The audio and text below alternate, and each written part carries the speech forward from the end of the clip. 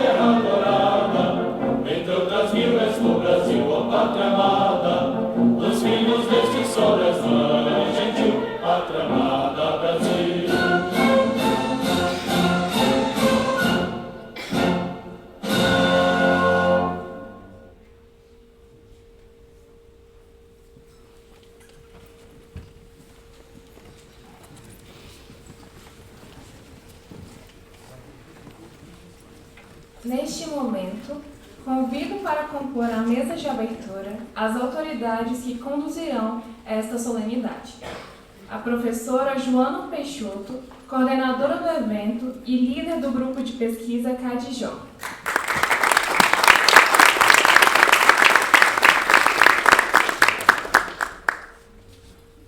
A professora Natália Carvalhais de Oliveira, vice-coordenadora do evento e vice-líder do Cadijó.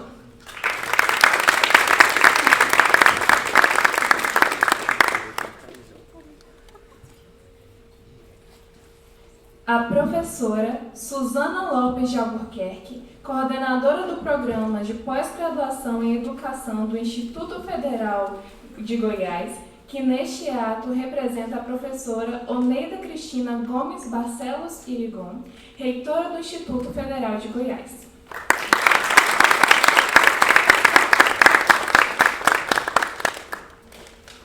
O professor Luciano Carlos Ribeiro da Silva, pró-reitor de extensão, que neste ato representa a professora Iraci Balbina Gonçalves Silva, pró-reitora substituta de pesquisa, pós-graduação e inovação do Instituto Federal Goiano.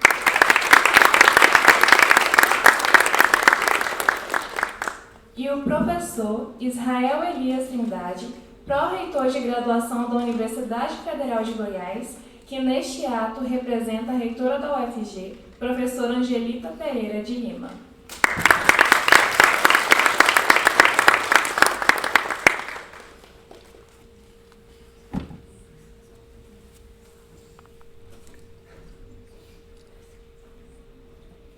Passamos agora as manifestações de boas-vindas das autoridades presentes.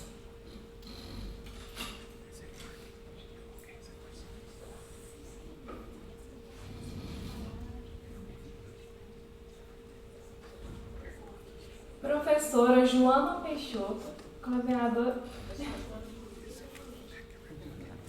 Professora Natália Carvalhais de Oliveira, vice-coordenadora do evento.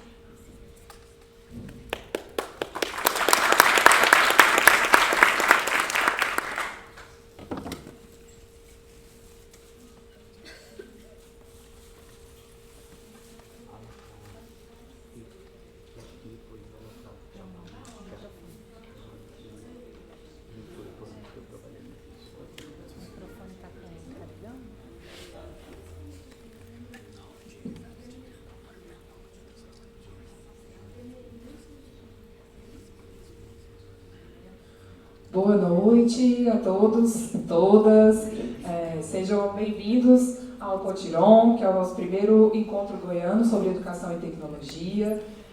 Quero dizer que esse evento foi idealizado pelo CADJO por longos anos, né? Nós estávamos nos preparando para organizar um evento, então estamos muito felizes em recebê-los aqui. Agradecemos a todos e todas pela presença, pela vontade em estar conosco.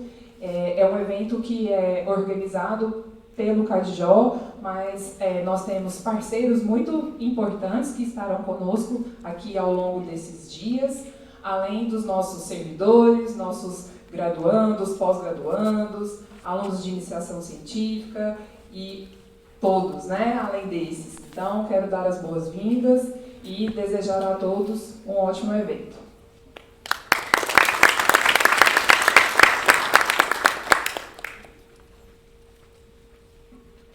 Professor Luciano Carlos Ribeiro da Silva, pró-reitor de Extensão. Boa noite, queridos e queridas. Eu quero cumprimentar aqui a professora Joana, coordenadora do projeto, cumprimentar a minha amiga, parceira do Instituto Federal Goiano, a professora Natália, cumprimentar também a professora Suzana e o professor Israel. É uma honra para mim dividir a mesa com vocês.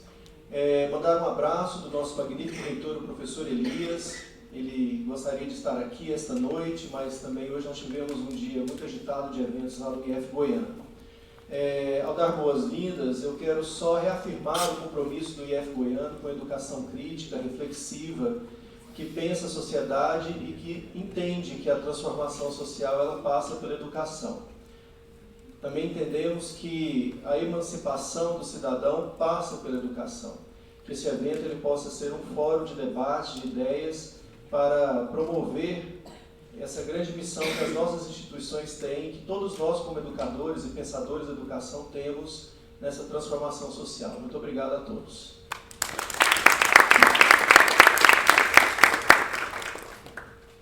Professor Israel Elias Trindade, pró-reitor do UFG, representando a reitoria. Boa noite, então, a todas as pessoas que aqui se encontram presentes. Eu quero cumprimentar todos, iniciando aqui pela mesa diretiva, né? A professora Joana, que é a nossa coordenadora do CADJO, e também, ao cumprimentá-la, cumprimento o professor Natália, vice-coordenador do evento, a professora Suzana, o professor Luciano, e ao cumprimentá-los, cumprimento todos os colegas aí dessas duas importantes instituições, IFG e IF Goiano, e eu, enquanto representante da Universidade Federal de Goiás, também venho trazer o abraço da nossa magnífica reitora, professora Angelita Pereira de Lima, e de toda a equipe da nossa universidade. É uma grande satisfação para o UFG poder estar como uma das instituições participantes deste importante evento. A cerimonialista já trouxe, né, a filosofia, o trabalho, a concepção que está por trás da organização deste evento, algo fantástico para a concepção de educação, de discussão, de debate que a gente quer construir. Nossa universidade tem 30 unidades acadêmicas, dessas, pelo menos a metade, 16, ofertam curso de licenciaturas.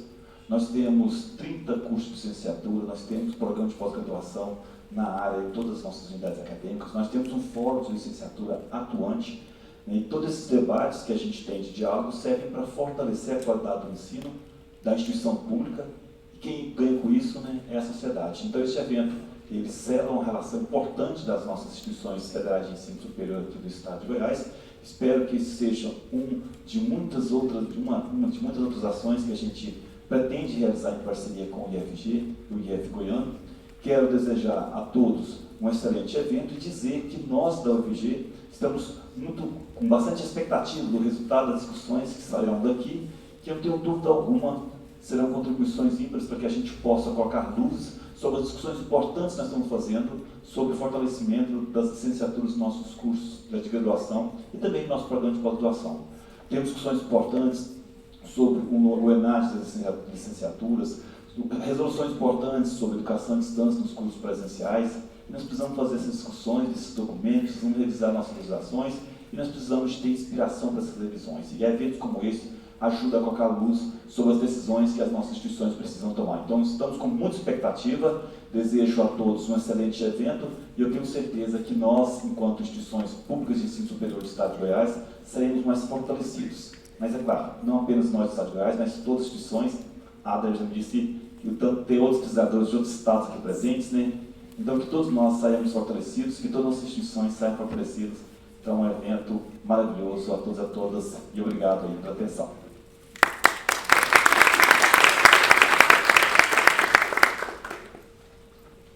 Professora Suzana Lopes de Albuquerque, coordenadora do PPGE-IFG, representando a reitoria. Boa noite a todos, quero cumprimentar essa mesa potente, com muita alegria, orgulho, gratidão que eu estou aqui representando a nossa magnífica reitora, professora Oneida, e eu quero iniciar parabenizando ao Cadijó. Quantas lutas são travadas, né, para a gente chegar nesse momento de consolidação de um evento científico, um evento este que foi escrito, que foi um projeto financiado pela FAPEG. Então, há um trabalho árduo aí, muitas etapas até chegar aqui. Então, parabéns ao Cadijó pela idealização, pela submissão a editais e por esse envolvimento e a diferença que tem feito, né, no campo da educação, no campo da pesquisa na região do Centro-Oeste. E anunciar também, né, Joana, que a potência de um evento como esse, um evento científico, é que daqui vão desdobrando as outras parcerias com outras instituições, com outros grupos de pesquisa, com outros programas, e isso para a CAPES, né, vem sendo chamado de regionalização dos nossos programas de educação. Então, é uma potência e também a questão da internacionalização, porque de evento como esse primeiro Potilon já temos anunciadas parcerias com o Reino Unido, né, com instituições, com pesquisadores. Então, parabenizar a cada pesquisador envolvido, cada pesquisa, cada docente, discente, pesquisador que está à frente e também cada um que chegou para somar esse evento. Sejam muito bem-vindos. Obrigada.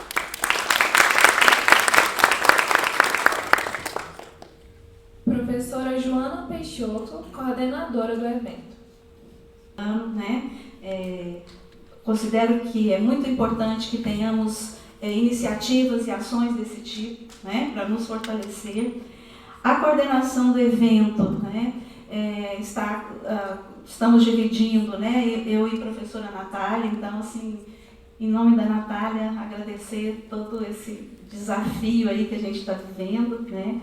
É um evento, tem rapazes, e rapazes super legais, mas é um evento, assim, muito feminino. E mulheres, gente, assim, muitas mulheres que são mães recentes, que estão com bebês pequenos e estão aqui, né? Então, é bacana isso aí. A comissão organizadora, que a gente tem muita gente, mas em nome da professora Ada, eu agradeço toda a comissão. A coordenação financeira, eu, em nome do professor John, agradeço também. A estudante Raquel Ferraz de Oliveira está quase defendendo seu mestrado aqui, né? Em nome dela, eu agradeço a secretaria, né? A Comissão de Arte e Produção, né? Então, eu, em nome do Marcos Antônio Filho, pesquisador do CATIO, né? A gente cumprimenta essa comissão. A Comissão de Audiovisual e Logística, Em nome do Yuri, um doutorando da Universidade Federal de Goiás, e do Júlio César dos Santos, Júlio Van, meu companheiro de vida também, eu agradeço a comissão.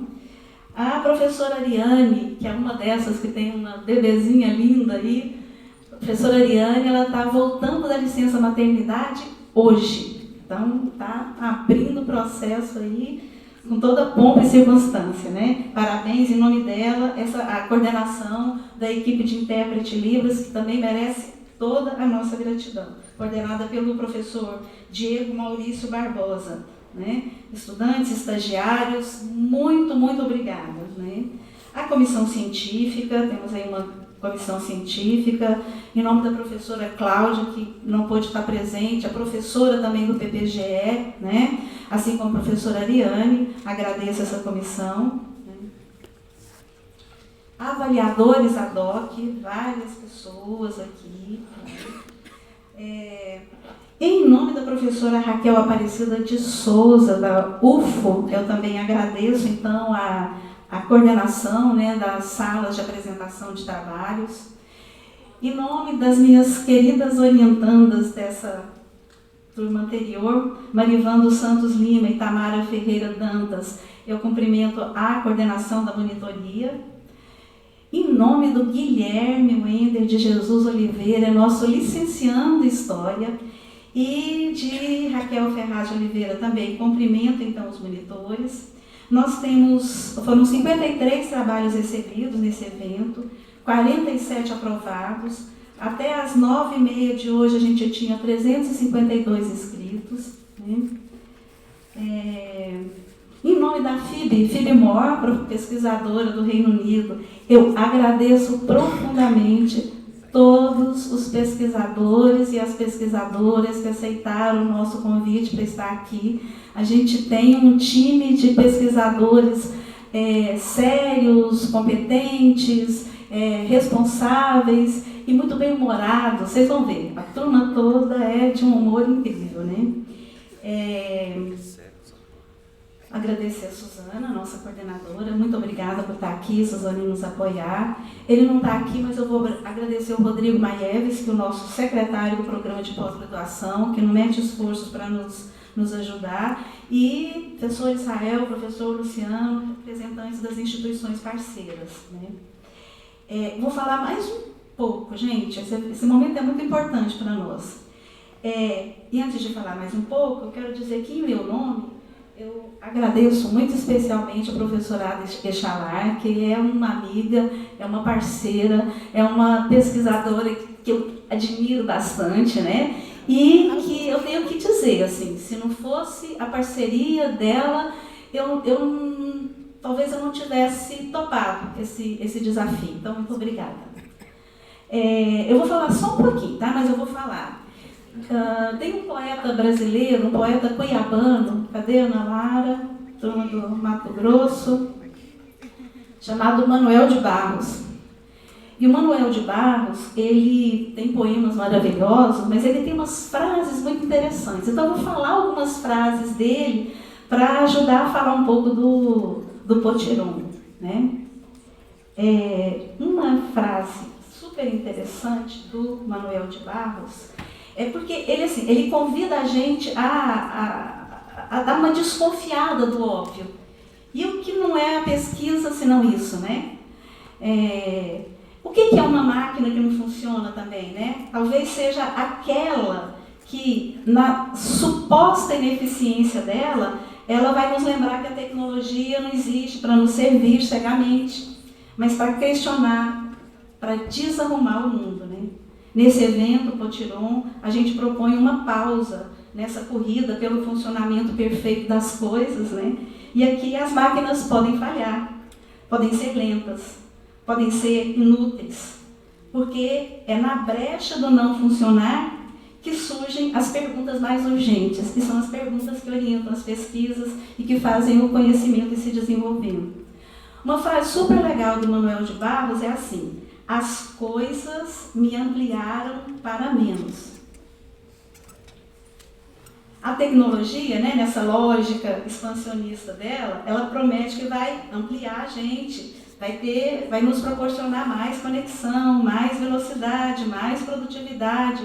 Mas o que a gente ganha, né, quando a gente se torna mais, né? E o que a gente perde? Acho que Manuel de Barros nos lembra que tem uma sabedoria no menos, na redução, no despojamento, né?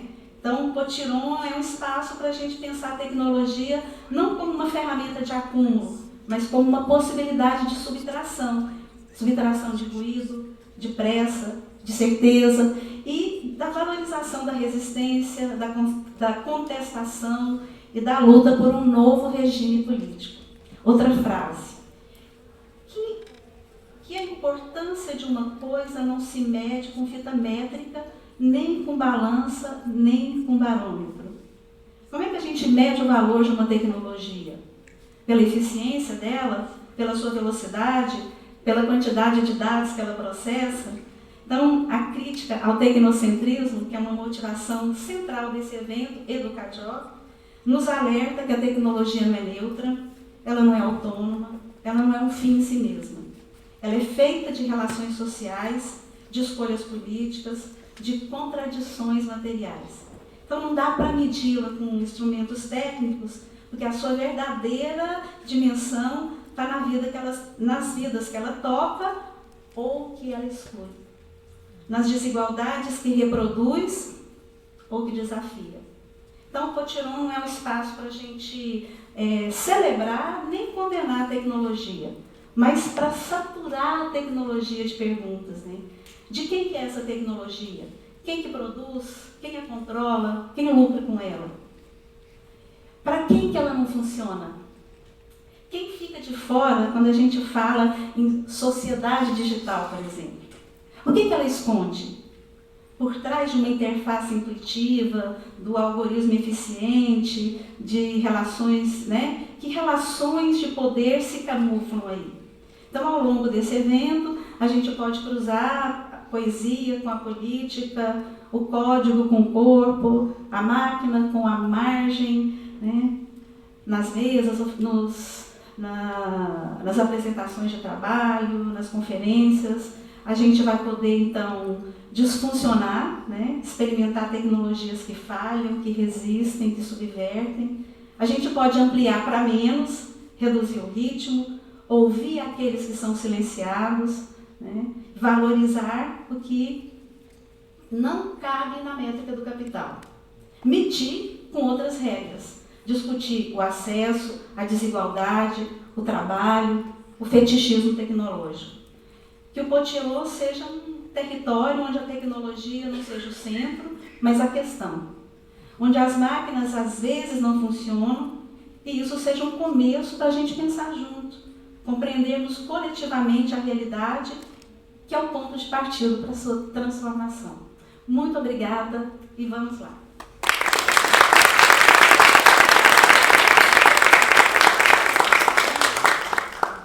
Só uns recadinhos aqui, né? A gente começa às 14 horas, né?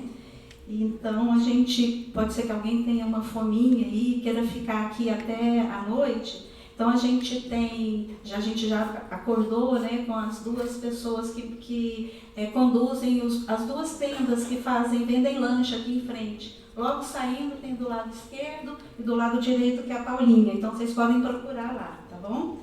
E passeios, bosques, museus, deem uma olhada lá na página do Potiron, que tem umas sugestões interessantes, né? Goiânia é uma cidade muito doida, assim, é uma cidade contraditória, tem muitos problemas, muitas desigualdades, mas tem muitas belezas, então acho que vale a pena a gente explorar. Obrigada.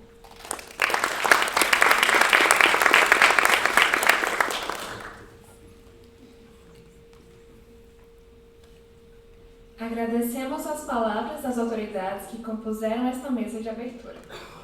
Com isso, declaramos oficialmente aberto o evento Potiron, Educação e Tecnologia, Inovação, Trabalho e Formação Docente, em questão.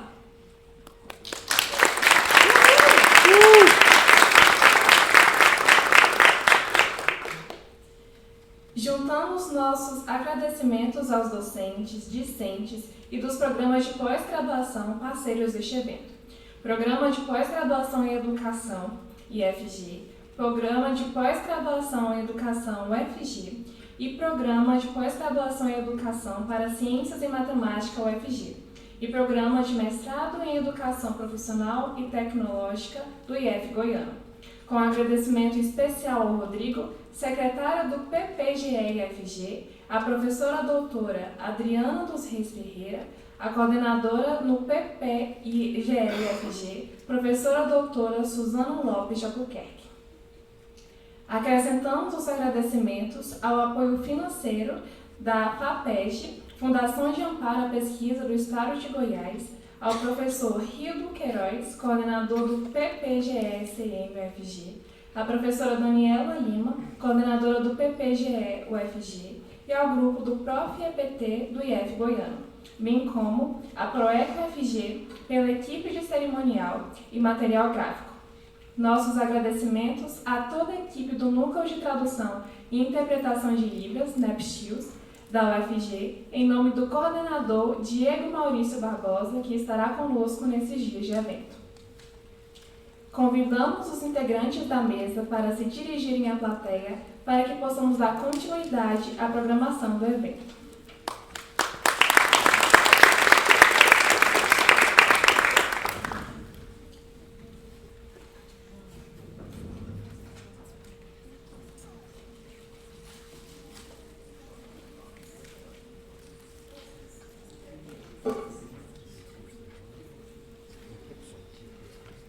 Ela terminou agora há pouco.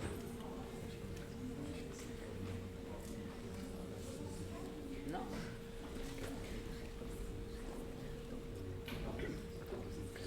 Dando sequência à nossa programação, teremos agora a professora Ariane Graziele Baião Malaquias na mediação Conferência de Abertura. A professora Ariane Baião é doutora em Educação pela Pontifícia Universidade Católica de Goiás, PUC, mestre em Matemática pela Universidade Federal de Goiás, graduou-se em Bacharelado em Matemática pela Universidade Federal de Goiás, professora do Instituto Federal de Educação, Ciência e Tecnologia de Goiás, Campus Goiânia, professora do Programa de Pós-Graduação em Educação, IFG, integrante do Grupo de Pesquisa CADIO, Grupo Interinstitucional de Estudos e Pesquisas sobre as Relações entre Tecnologias e Educação.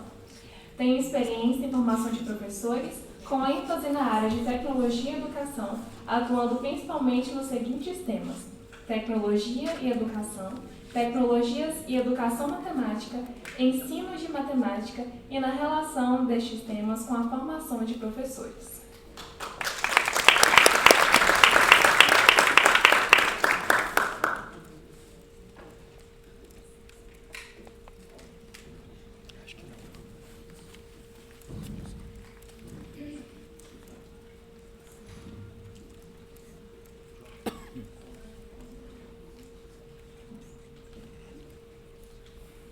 Uai, ficou torto.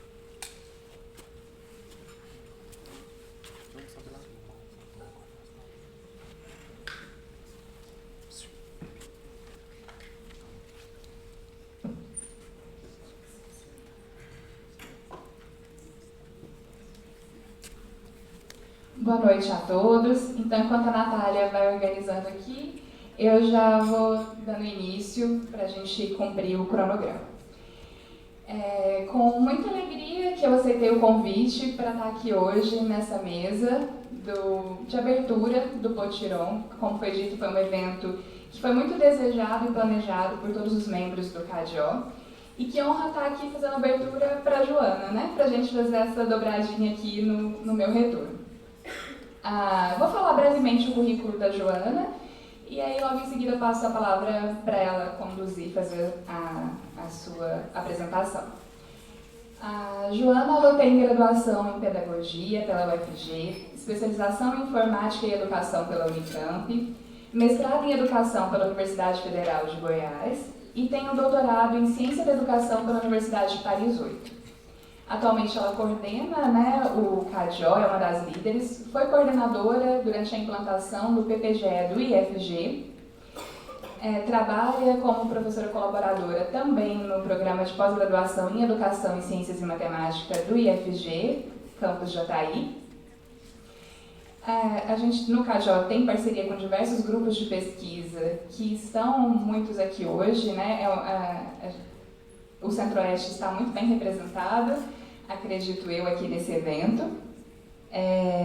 Então, mais do que isso, eu convido vocês a entrarem no Lattes da professora Joana para não ficar repetitivo e verem toda a produção e publicação que ela tem.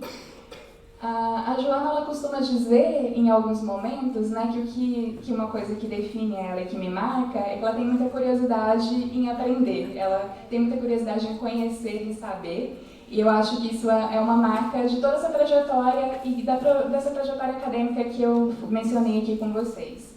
Então, ela tem anos de estudo sobre o assunto que a gente vai falar aqui hoje, que são as relações entre educação e tecnologia, com o olhar de pedagoga, que eu acho que isso faz muita diferença também na discussão que ela vai trazer. A crítica ao tecnocentrismo, ela vem em todas as pesquisas do CADJO, isso vem se reafirmando e afirmando ao longo dos anos, e também na publicação no trabalho da Joana. E não é uma crítica pela crítica ao tecnocentrismo. Eu acho que mais do que isso é entender o papel da tecnologia nessa relação com a educação. Entender que a tecnologia não pode ser maior que os professores, entender o papel da didática, o papel da educação nesse processo.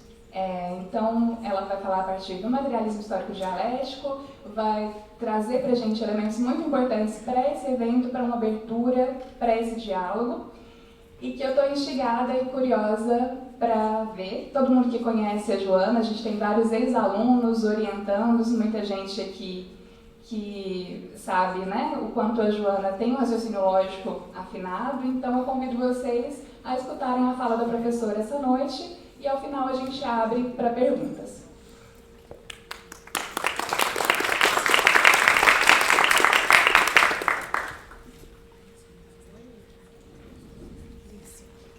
Gente, lá vou eu ficar de pé de novo.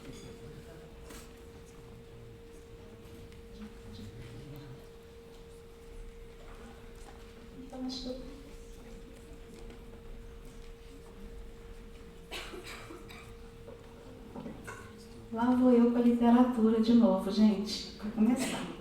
Educação e tecnologia, inovação, trabalho e formação docente em questão.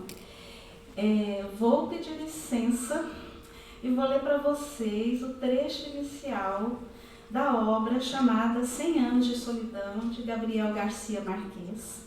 É um escritor, é um editor, é um ativista, é um político colombiano que faleceu em 2014 no México. É uma obra muito conhecida, né? Então vamos lá. Vou tentar ler legal, assim, né? Tipo, contando história para não ficar muito... Mas vamos lá. Muitos anos depois, diante do pelotão de fuzilamento, o coronel Aureliano Buendia havia de recordar aquela tarde remota em que seu pai o levou para conhecer o gelo. Macondo era então uma aldeia de 20 casas de pau a pique e telhados de sapé, construídos na beira de um rio de águas diáfanas que se precipitavam por um leito de pedras polidas, brancas e enormes como ovos pré-históricos. O mundo era tão recente que muitas coisas pareciam de nono. E para mencioná-las era preciso apontar o dedo. Todos os anos, lá pelo mês de março, uma família de ciganos esfarrapados plantava sua tenda perto da aldeia e com um grande alvoroço de apitos e tímbalos mostrava as novas invenções. Primeiro, levaram o imã, um cigano corpulento, de barba endomada e mãos de pardal, que se apresentou com o nome de Melquíades, fez uma truculenta demonstração pública do que ele mesmo chamava de 8ª maravilha dos sábios alquimistas da Macedônia.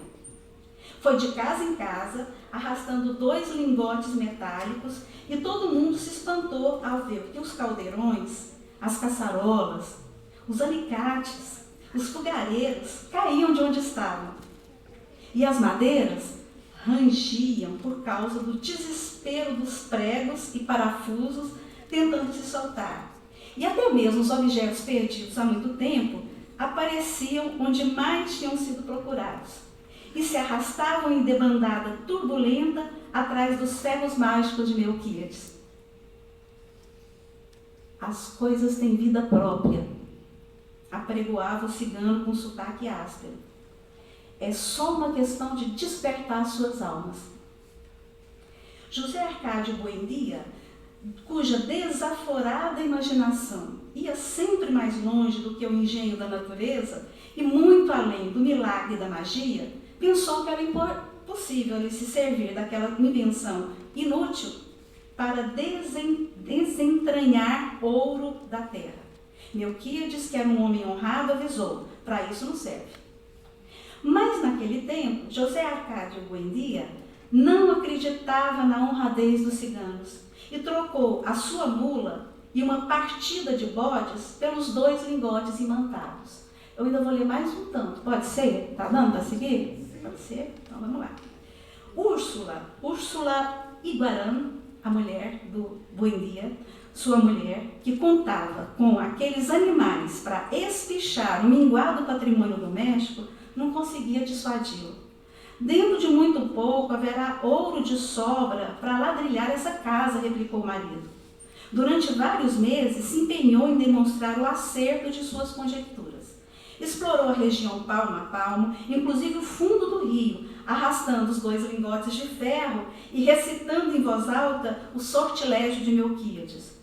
A única coisa que conseguiu foi desenterrar uma armadura do século XV, com todas as suas partes soldadas por uma casca de ferrugem, cujo interior tinha a ressonância oca de uma enorme cabaça cheia de pedras.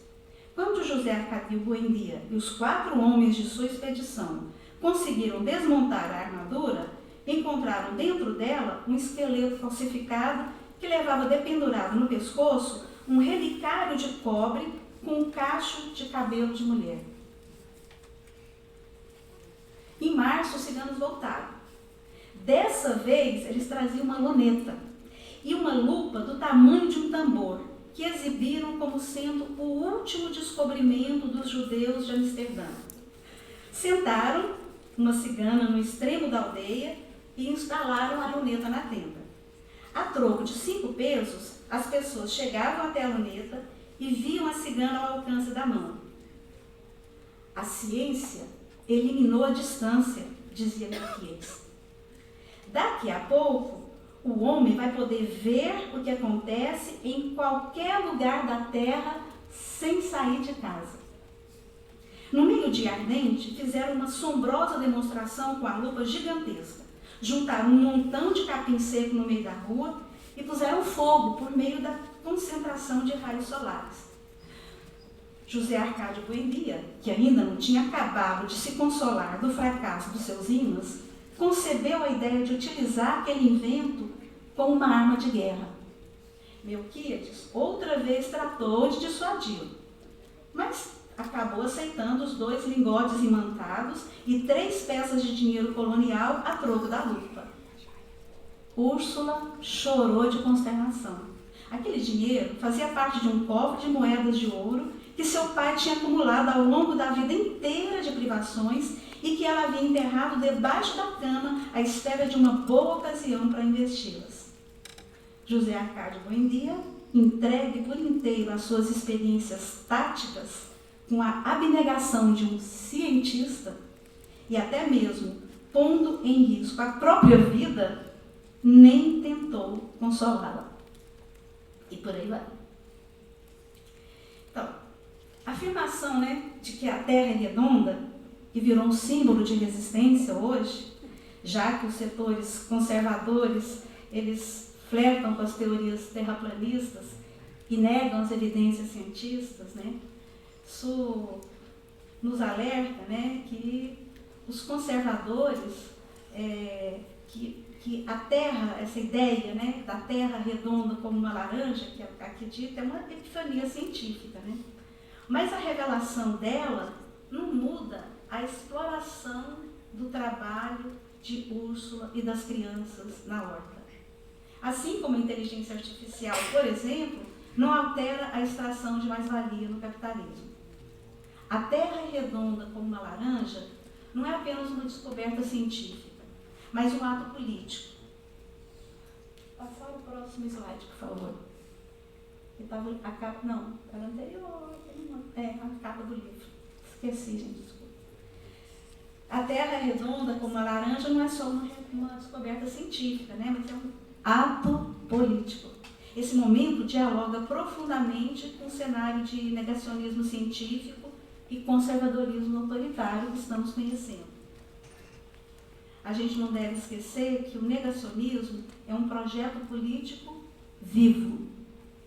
Então, essa descoberta do José Arcádio, né, ela é recebida como uma descrença em Macomb, assim como os fatos científicos hoje são ridicularizados.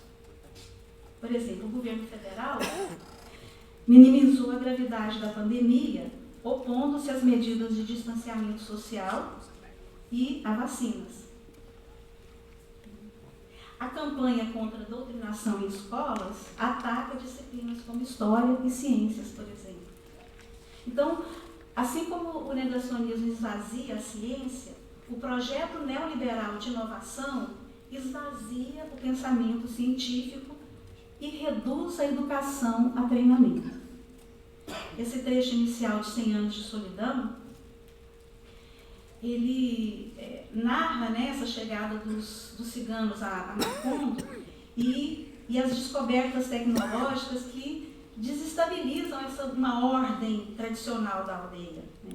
A gente pode pensar a partir daí a inovação como uma transgressão da ordem estabelecida. Os ciganos, eles trazem aqueles objetos mágicos, né, que desafiam a compreensão do mundo em Macondo, né? A inovação, historicamente vista como perigosa, porque ela ameaçava as tradições, aqui ela é encarnada por Melquíades, uma figura que vai subverter a lógica local ao introduzir os artefatos que parecem violar as leis naturais. Ele diz: as coisas têm vida própria. Passa, por favor. Então é isso, né? Habitualmente, a tecnologia nem sempre, gente, né, foi associada à inovação. Ou a inovação nem sempre foi um tema positivo, né, na história da humanidade.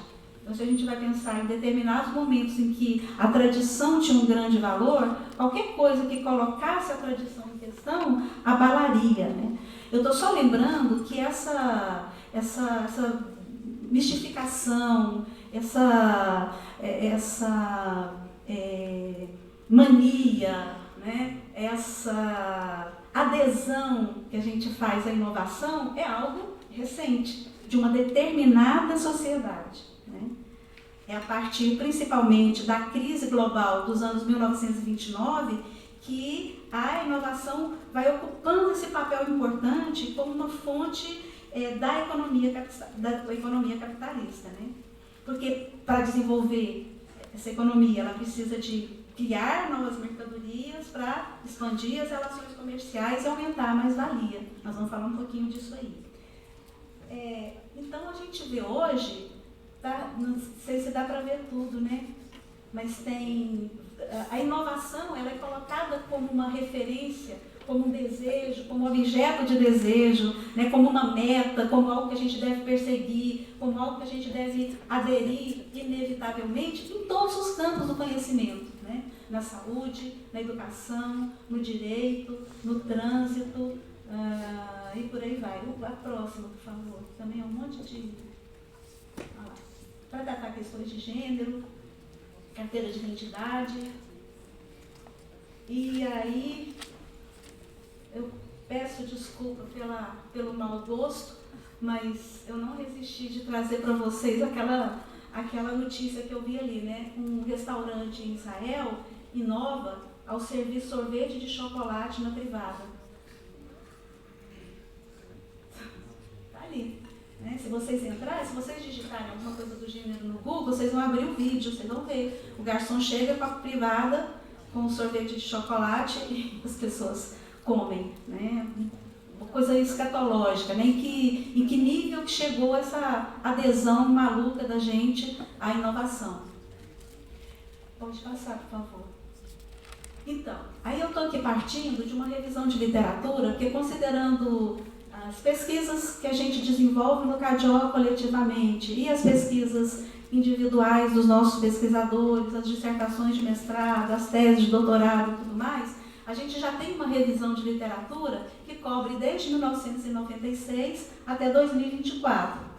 E essa revisão de literatura, né, que investiga relações entre educação e tecnologia em diferentes perspectivas, modalidades de ensino, né, elas nos mostram, né, nos evidenciam também essa questão que a gente está falando, uma associação automática entre a tecnologia e a inovação das práticas pedagógicas. Então, é mesmo uma ideia que tem força, que tem prevalência e que é bastante repetida e reconfigurada na educação. Pode passar, por favor.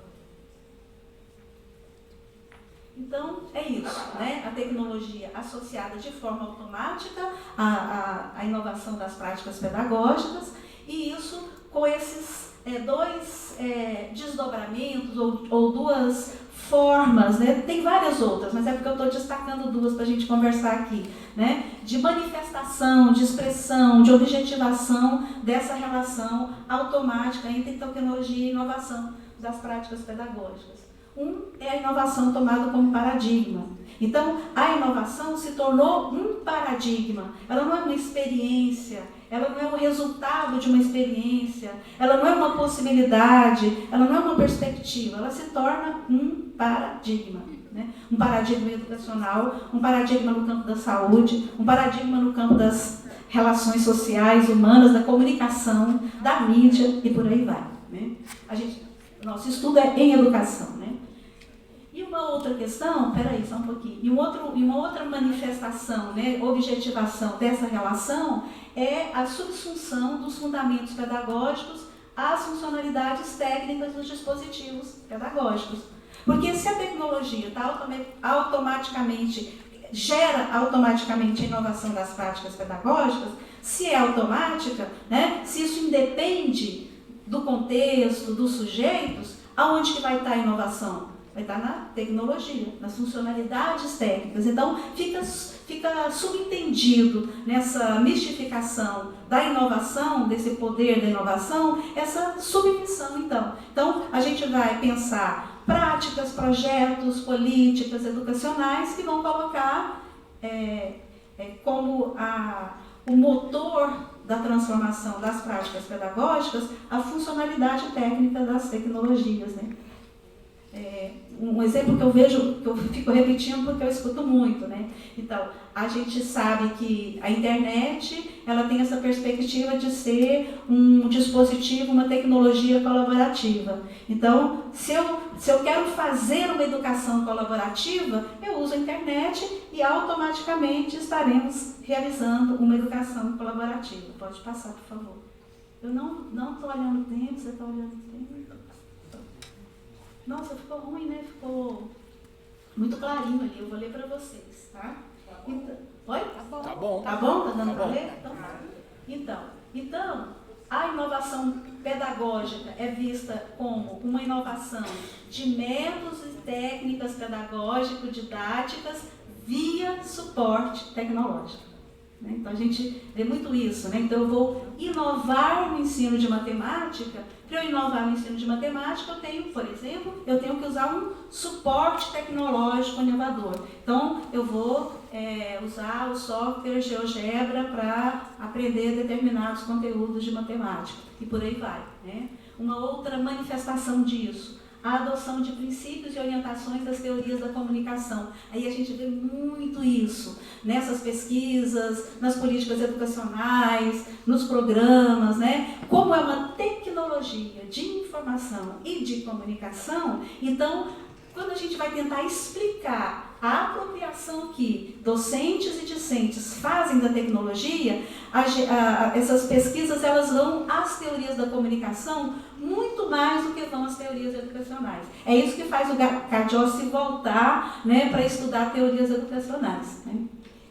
E a adoção de paradigmas educativos com base na tecnologia. Então, sei que vai ter gente que vai discordar aí, pode discordar de mim, mas se diz, por exemplo, existe uma pedagogia da educação à distância, existe uma pedagogia do ensino híbrido. Então, o que define essa pedagogia é a ferramenta utilizada, não é a orientação pedagógico-didática adotada, né? Isso a gente também percebe nessa produção. Pode passar, por favor. Então, e aí o que a gente vê, né? Que eu espero que a gente tenha podido pensar com toda essa introdução aqui que eu fiz, né? A inovação, na verdade, ela é um projeto a serviço do capital. Aí tem um trechinho ali do Marx, né? As inovações tecnológicas influenciam e são influenciadas pelas formas de organização da produção, de maneira que a inovação é parte do processo de expansão do capital. Então, a inovação, na verdade, se coloca, se configura, né, e tem sido apropriada, reverberada, disseminada, sem uma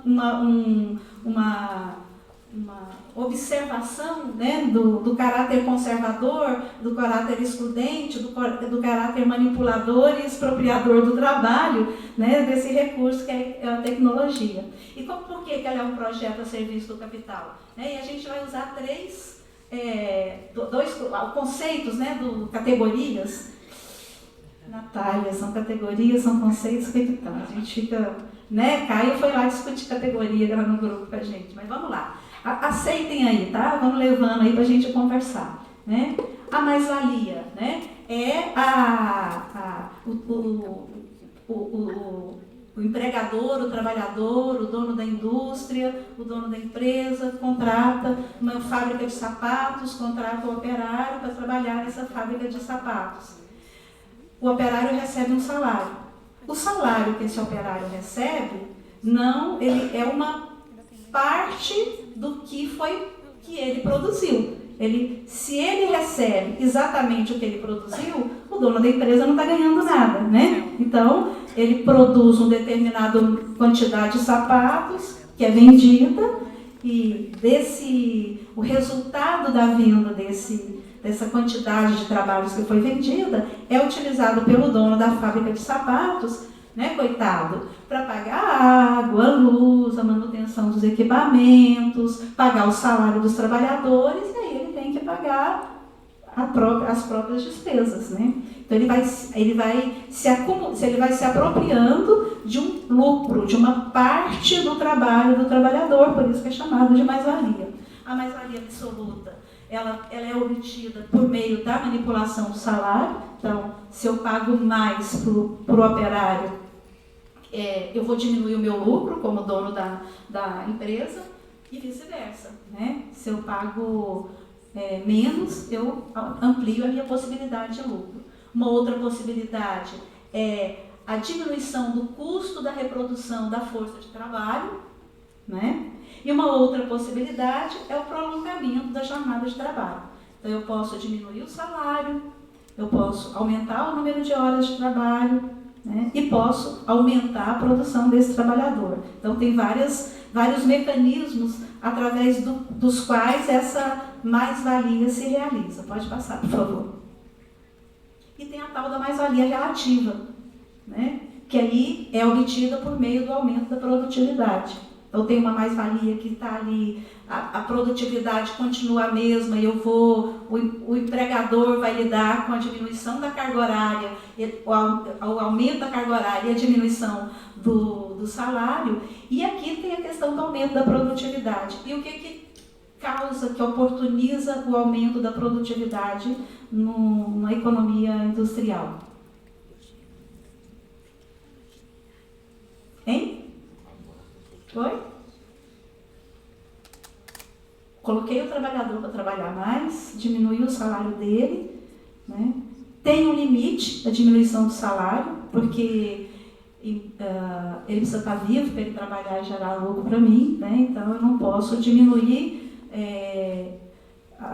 sem restrições aí esse salário, ele vai até um ponto. Então é a introdução da tecnologia, introdução de maquinários, de técnicas, de processos, né? Então a tecnologia na sociedade capitalista é um instrumento privilegiado de extração da mais-valia do trabalhador.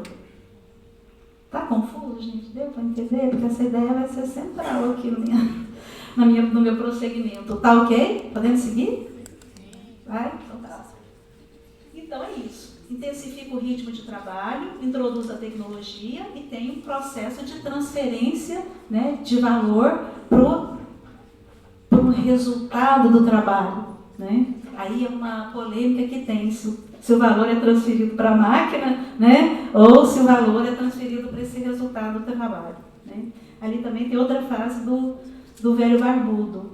O aumento da produtividade por meio da aplicação de conhecimento científico, tecnologias na organização do processo produtivo, caracteriza a especificidade da relação social capitalista, relação que inclui a tecnologia. Então, a tecnologia é um recurso privilegiado na extração da mais-valia, na expropriação do trabalhador, no aumento do lucro do capitalista. E o que isso tem a ver com a educação?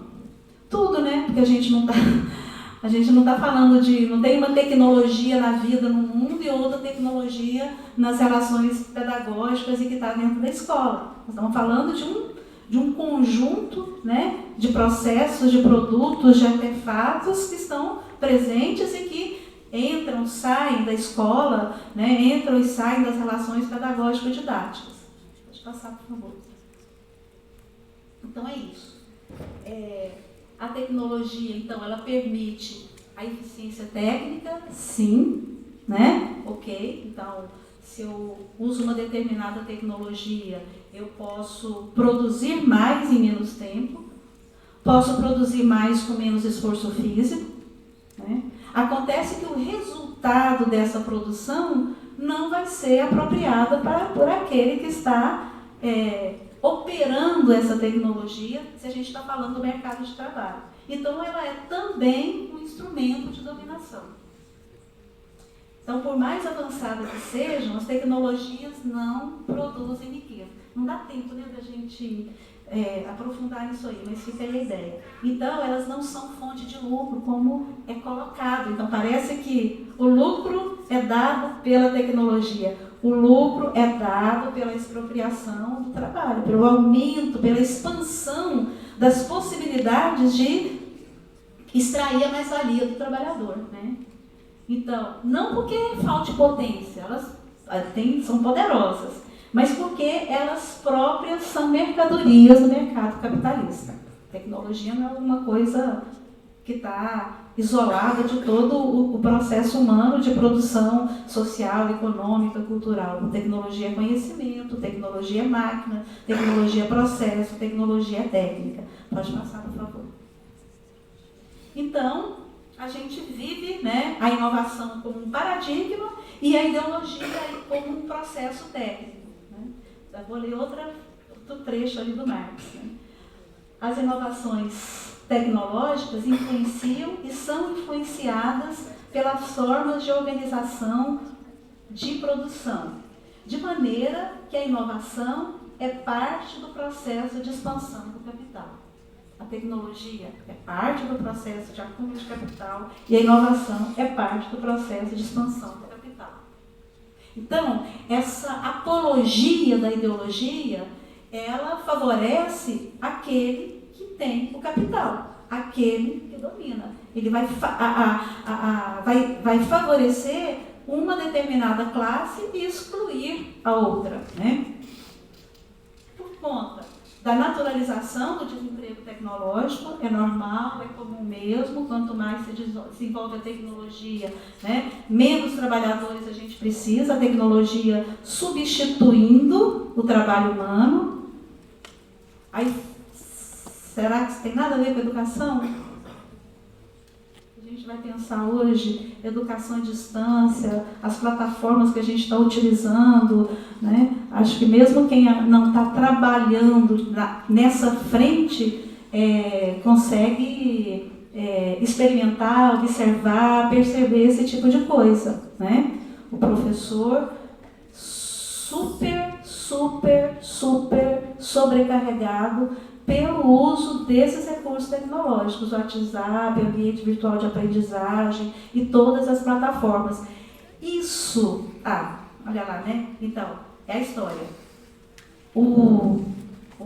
A ideologia do progresso técnico vai dizer assim: utilizar, adotar as tecnologias na empresa, na fábrica, no sistema jurídico, no aparelho burocrático, na educação, é bom, né? Porque isso vai nos libertar, vamos dizer assim, né? De trabalhos onerosos, de trabalhos repetitivos, de trabalhos cansativos. É isso que tem acontecido com o docente? É muito pelo contrário. Né? Então, toda essa utilização desses sistemas, por exemplo, para controlar frequência, para controlar a frequência do docente, a frequência do discente, o planejamento hoje na rede estadual de ensino é uma plataforma que o docente clica e chama, acho tão interessante, chama de conteúdo, competências e habilidades. Então, assim, vai clicando naquelas habilidades e aquilo é que é chamado de conteúdo escolar, né? Então, naturalização do desemprego, uma exclusão social, um processo que a gente vive, né? E o prolongamento da jornada de trabalho. Se aumenta a jornada de trabalho, eu trabalho mais com o mesmo salário, eu estou sendo mais explorada. E estou rendendo mais lucro para aquele que explora o meu trabalho, né? É isso que a tecnologia dá, esse papel preponderante, pelo menos, que ela realiza. Pode passar, por favor. Tem muito tempo que eu estou falando, Daniel.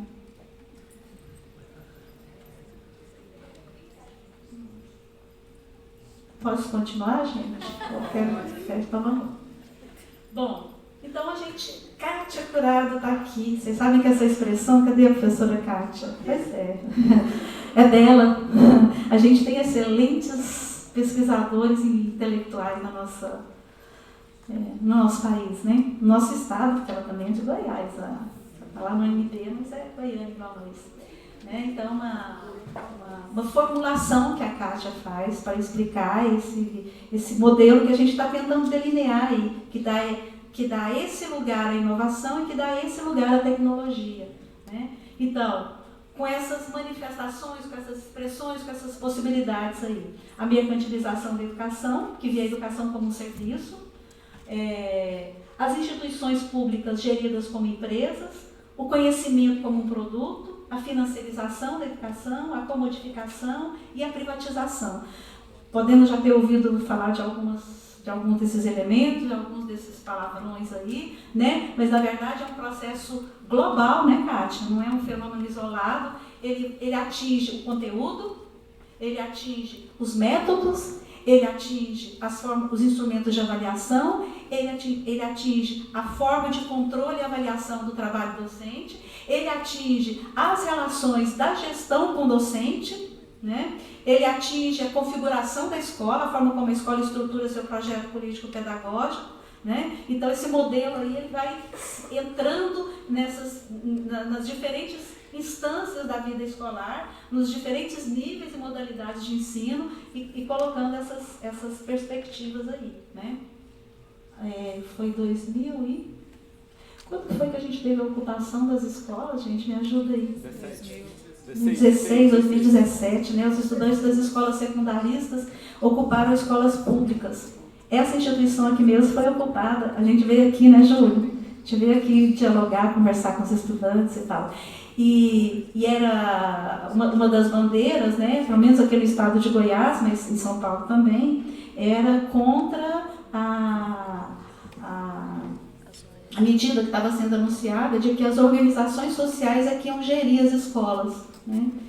E o movimento secundarista conseguiu vencer esse projeto neoliberal. Né? Então, na contradição, foi um ponto de avanço que a gente conseguiu viver. Né? Volta lá, só um pouquinho. Eu sei que eu estou... Um outro exemplo que eu acho que é importante, né, é essa história de considerar o conhecimento como produto. Isso não vem de hoje, né, gente? Assim, desde... Nossa, vamos lá, olha só. Eu acho que desde quando eu era estudante mesmo da educação básica. Então, a gente pode falar que isso vem lá quase do início do processo de democratização da educação básica pública no Brasil. Né? É essa ideia assim, que a gente tem um currículo e tem que cumprir o currículo. Então, a ideia é muito mais de cumprir um currículo do que, de fato, proporcionar situações de aprendizagem para os nossos estudantes. Então, a coisa assim, o professor, né, da 6ª série de matemática tem que cumprir aquele conteúdo.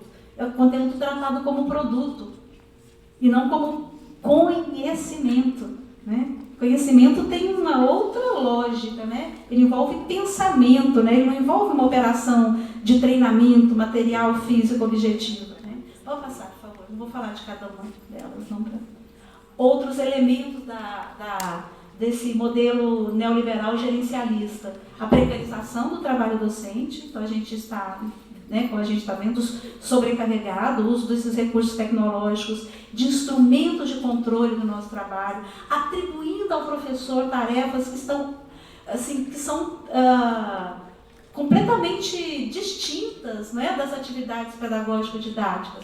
Durante o período da pandemia, começou um negócio, né, chamado busca ativa. Então, o professor ele tinha que ir atrás dos estudantes que estavam desistindo. A tarefa do professor, só para dar um exemplinho dos mais leves, né? Porque a gente está fazendo muita coisa que está fora.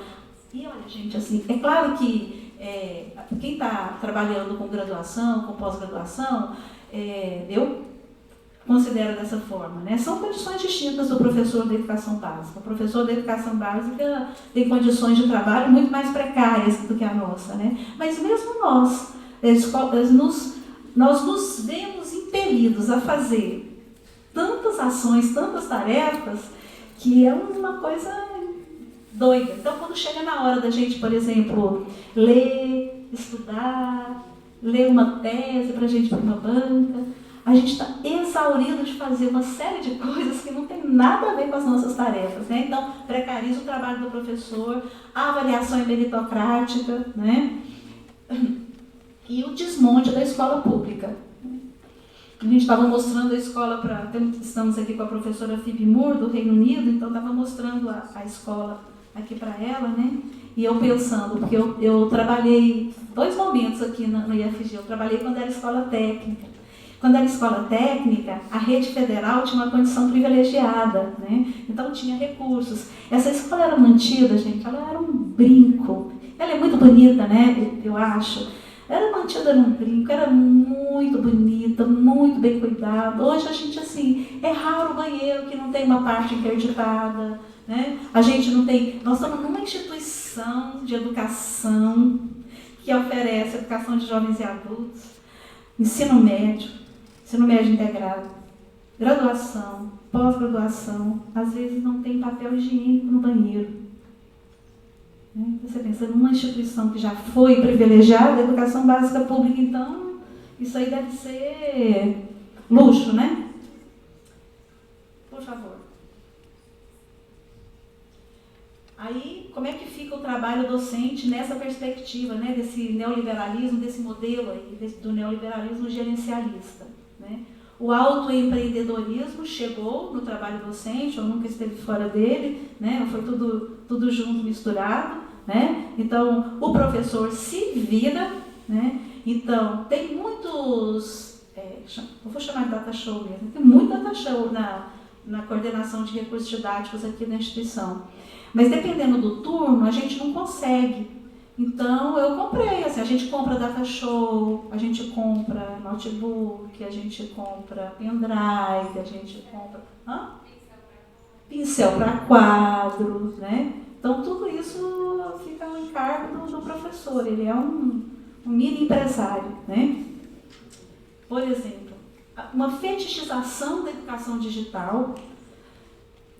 Primeiro assim, né, dá arrepio na gente, né, o digital como adjetivo, né, adjetivar essa sociedade digital, cultura digital, educação. O que é isso? Se não é uma escapulida, pelo menos uma escapulida e uma escorregada para essa perspectiva tecnocêntrica. Porque é a educação digital. Então, é uma educação orientada, tomada, cercada, rodeada pelo digital. O que é isso? Né? É aquela ideia de colocar a tecnologia como método, como processo, como material didático, a tecnologia substituindo a pedagogia, substituindo a teoria educacional, né? E o menosprezo pelo espaço escolar. A gente não precisa da escola para aprender. Talvez por isso que pode desmontar a escola pública, né? A gente aprende de qualquer jeito, a gente aprende sozinha, a gente aprende no WhatsApp, a gente aprende nos meios que existem por aí, né? E essa aprendizagem é algo assim que me inquieta muito particularmente, porque estou falando de uma perspectiva hegemônica, do que predomina, né? Tem iniciativas interessantes, mas o que predomina? No uso desses recursos digitais como um meio pedagógico, a ideia de que colocar o conteúdo, apresentar o conteúdo é suficiente para o processo de apropriação. Tem a ver com aquela história que a gente falava assim, já se fala, hoje falava, vou falar ainda. Eu dei aula, eu ensinei, mas os meus alunos não aprenderam. Então, o que foi esse eu dei aula, eu ensinei, os meus alunos não aprenderam? Eu apresentei o conteúdo. E fica subentendido aí uma ideia mágica de que a apresentação do conteúdo é suficiente para a apropriação do conhecimento. E a apropriação do conhecimento demanda muito mais do que só mostrar, apresentar o conteúdo. Então, esses recursos digitais são muito utilizados para isso. Uma simulação, um vídeo, não sei o quê, né? Para apresentar, para expor o estudante ao conhecimento. A informação, aqueles dados, né? Essa exposição a ele. Isso é muito limitado, né, para considerar um processo de apropriação do conhecimento na forma como a gente considera. Por favor. Vou acabar, tá, gente? Então aí, por mais avançadas que sejam as tecnologias, elas não produzem riquezas. Podem discordar, mas vou continuar defendendo aqui essa ideia até a gente ser convencido. Elas não são fonte de lucro. O lucro é do trabalho do trabalhador que opera aqueles equipamentos. Não é a tecnologia, né? Não tem essa transferência de valor do trabalho para a tecnologia quando a tecnologia realiza aquela operação. Né, Caio? Acho que é. Certo? Então, assim, em que lugar que a gente coloca essa coisa, né? Essa tecnologia e essa inovação tecnológica? Não porque, de novo, estou repetindo, porque eu achei isso bacana, né? Não porque falte esse poder a elas, né? Mas porque elas são mercadorias, elas próprias são mercadorias, né? Então, a força de trabalho, ela produz valor. O trabalho docente produz mais-valia. Pode passar, por favor. Então, a força de trabalho produz valor, o trabalho docente produz mais-valia, mas o trabalho docente também produz luta, como diz o David Harvey. Então, assim, para a gente ficar nas possibilidades aí, né?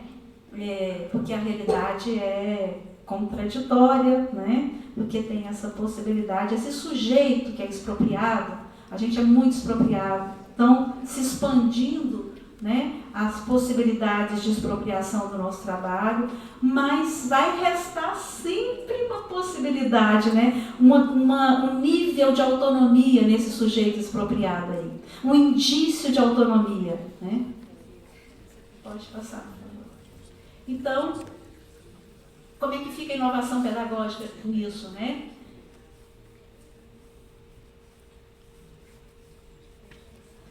Então, a gente está dizendo que as tecnologias, né, os dispositivos tecnológicos, eles se tem se colocado no processo social e cultural, mas eu estou falando da educação, como um elemento, né, em consonância com esse modelo neoliberal gerencialista, né? E essa lógica que permite cogitar que o esforço individual de estudante e docentes, através de iniciativas didático-metodológicas pontuais, poderá superar os efeitos estruturais das diferenças de classe, né? Então, é isso. Ao considerar esse poder mágico, miraculoso, enorme da inovação tecnológica como um recurso didático-pedagógico que permite a gente achar, não, então eu vou usar um determinado aplicativo, eu vou usar uma determinada plataforma, eu vou usar determinados recursos e isso vai conseguir superar pontualmente toda a condição de exploração, de marginalização da qual o estudante da escola pública é vítima, né? Ele não tem lugar de morar, o bairro que ele mora tem muitos problemas de saneamento, ele não sai do bairro dele, quanto mais sai da cidade ele não viaja, ele não se alimenta bem. Então, assim, um super, hiper, puta recurso tecnológico não vai ganhar dessa condição. Não é possível a gente acreditar nisso, né? Pode passar, por favor. Então, por isso, vou só daqui para frente, tá? Então, a adoção de recursos tecnológicos, por mais sofisticados que sejam, não tem o poder de ressignificar a relação com o saber, a relação com o conhecimento, que é o processo de formação humana. É do sujeito, né? Por isso que eu falei daquela coisa de apresentar o conhecimento para o estudante. O processo de apropriação de conhecimento é a relação do sujeito com o conhecimento, né?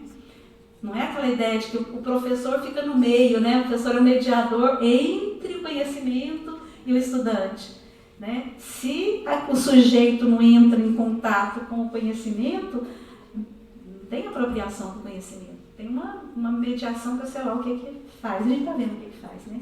Então, por mais sofisticados que sejam, eles não têm o poder de ressignificar essa relação com o saber e nem de transmitir esses indivíduos desprovidos de tempo, de espaço, de ferramentas para o ócio, de contemplação, em sujeitos críticos e criativos. E nas nossas teses de dissertações está cheia dessa expressão, né? A gente chega num momento que quer falar uma coisa, assim, uma coisa positiva, né? Uma mensagem positiva, e a gente fala a educação para formar sujeitos, cidadãos críticos e criativos. Né? Não é por aí, né? Só isso não é suficiente, né? A gente precisa considerar essas condições materiais, essa ideologização do progresso técnico, mas, sobretudo, a forma como os sujeitos estão organizados para produzir e reproduzir a sua sobrevivência, né? Então, a condição de classe desses sujeitos. Pode passar. O potencial interativo e colaborativo das tecnologias digitais em rede tem pouca chance de se efetivar numa estrutura formativa como aquela instalada no sistema educacional brasileiro, né?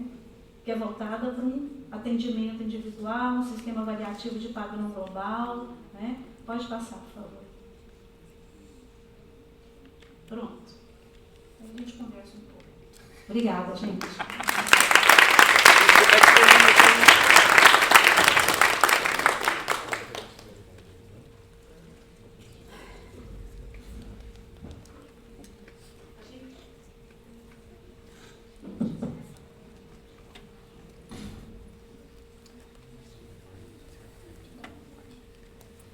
Bom, não sei vocês, mas eu fiquei bem instigada com a fala da Joana. Acredito que vão ter perguntas, a gente tem um tempo ainda.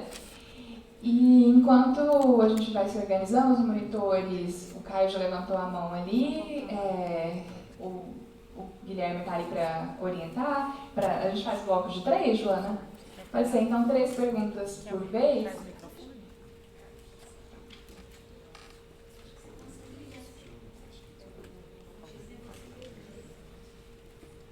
Então, enquanto a Joana vai se organizando, eu vou também fazer um comentário aqui rapidinho, Porque, parece que com a fala dela, a gente pode tender a pensar, né, Joana, que talvez então o Cajol ou você, então é contra o uso das tecnologias. E não se trata de ser contra o favor ou a favor quando a gente pensa dentro da lógica dialética. Então, talvez você puder comentar um pouquinho mais sobre isso. E agora o Caio, e depois o professor Johnny e o Guilherme vão nos ajudar aí com mais 2 perguntas para a gente fechar esse bloco. Tem ali atrás já um colega, Johnny. O Caio. Ariana, eu vou pedir só para os colegas ficarem aqui, para a gente aproveitar o pessoal do intérprete. Obrigada. Tá ótimo. Boa noite a todas e todos. Saúdo a mesa. É uma alegria participar desse evento. Meu nome é Caio e eu sou professor da UFG. Joana, muito obrigado pela fala, parabéns. Penso no seguinte, a gente vem se debruçando sobre a problemática da tecnologia, inclusive a partir da problemática do trabalho, e o que tem cada vez mais fortemente se mostrado é que, de um lado, né, as plataformas digitais, de outro, ou por dentro delas, também a inteligência artificial, todos esses aparatos tecnológicos, como não poderiam deixar de ser, são meios, são instrumentos de realização de grandes cadeias globais produtoras de valor.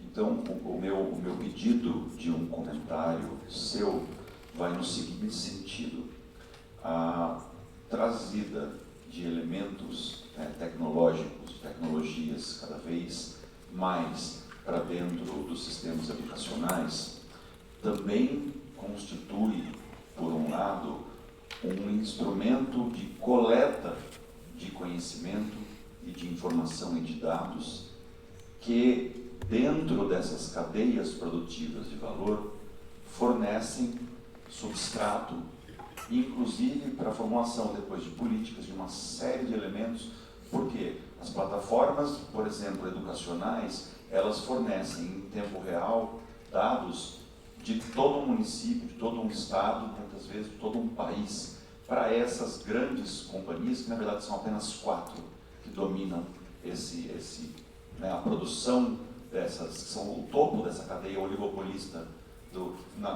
que produz inclusive essa tecnologia que chega para a gente como migalha tecnológica. Então, do ponto de vista de como isso vem alimentando esse conhecimento, esses dados produzidos por dentro da digitalização da educação, se você tem olhado para esse tipo de coisa nas suas pesquisas. Obrigado.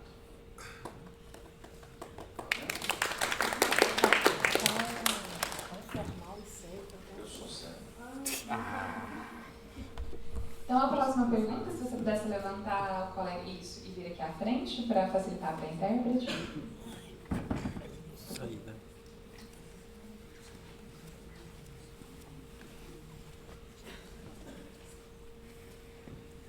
Boa noite. Tudo bem? Gostaria de agradecer a Joana, achei bastante inspirador, principalmente as falas a respeito com a leitura, tudo que a gente teve aqui, trouxe algumas perspectivas, algumas coisas complementaram também os pensamentos meus, gostaria de agradecer.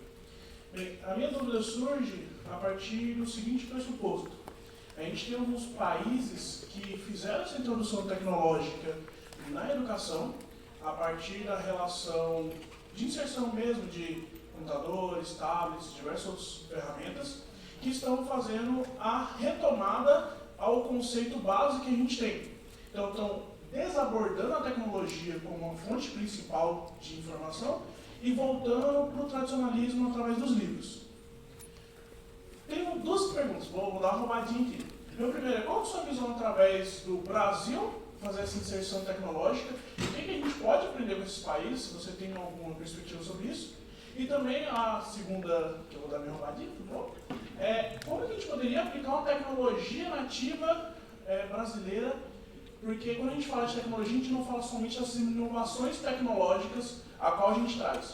Então a gente não tem essa tecnologia moderna que a gente apresenta. mas sim uma tecnologia mais cultural, por exemplo, com o trabalho de povos indígenas e povos não indígenas, né? originários e também com os povos africanos. Como você pensa que a gente poderia fazer essa inserção que seria até mais benéfico do que essa inserção tecnológica moderna que a gente apresenta? Você se apresenta pra gente? Verdade, esqueci, né? Prazer, meu nome é Guilherme, tá? Professor de matemática do ensino fundamental e médio, então estou ali na base sofrendo. Estive aí um tempo.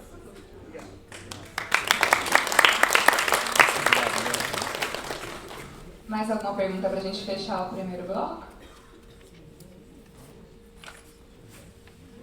Então tá bom, então deixa a Joana ir respondendo. Eu roubei, então dá deu uma roubadinha. Não, por Deus.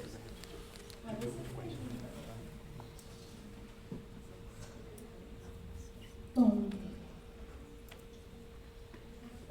nossa, difícil demais. Eu tenho estudado inteligência artificial. Ada e eu acabamos de submeter um artigo, torcendo a ser aceito. Natália e eu submetemos também um outro artigo a respeito, então eu tenho estudado, mas eu devo confessar que eu estou no início assim, desses estudos. E o que tem me chamado a atenção, né? Ou como que eu tenho visto isso, Caio? Acho que eu não vou conseguir dar conta da densidade que você colocou aqui, não. Mas, é que a gente tem chamado de inteligências artificiais, já para tentar pensar assim, são várias formas de manifestação dessa coisa, e essa coisa que não é tão recente assim. Né? Então, tem várias maneiras dessa manifestação, tem vários tipos de inteligências artificiais, e a gente nem sabe muito bem o que é esse negócio. Né? Então, a gente fala assim, o Google é inteligência artificial. Não é? O que é? Então, assim, acho que um aspecto é esse. Assim, o esforço que eu tenho feito é de tentar compreender o que é essa coisa, para poder, de fato, fazer uma análise mais densa, né? Considerar as distintas possibilidades. A Ada disse que já está cansada, que ela queria que esse tema saísse de pauta, para a gente parar de ter que falar sobre isso. Né? Mas, assim, uma questão também importante aí desse debate é o momento que eu acho que explode a inteligência artificial. Ele não é um momento de ruptura, mas ele é um momento de acirramento das relações autoritárias, é um momento de sofisticação das formas de expropriação. Então, assim, por que, né, essa valorização, essa emergência dessa forma de representar as coisas, dessa forma de tratar os dados, exatamente nesse momento que a gente tem a OTAN, né, via Ucrânia, em guerra com a Rússia, né, Israel matando as pessoas indiscriminadamente na Palestina. Tem criança que morre de fome, né? Porque além de matar indistintamente, eles ainda não permitem, Israel não permite que entre ajuda comunitária, né? Na Palestina, na região da faixa de Gaza. O que eu estou querendo dizer? A inteligência artificial, essas inteligências artificiais, elas são tanto menos ou mais um processo de continuidade do uso desses recursos tecnológicos para manipular, expropriar por meio desse controle dos dados, ou se configura numa tecnologia mais particularmente relacionada a esse movimento, a esse momento de acirramento do fascismo, das relações autoritárias, desse suporte, desse reforço da expropriação. É um pedido de socorro do capitalista que está nos seus estertores? Ou nem tanto? É só mais um momento dessas crises sequentes que a gente viveu. Não sei se eu estou fazendo claro, né? Então, eu estou falando menos da inteligência artificial e mais da forma como ela está sendo expropriada, como ela está sendo apropriada, né? Como ela está sendo colocada aí, né? Porque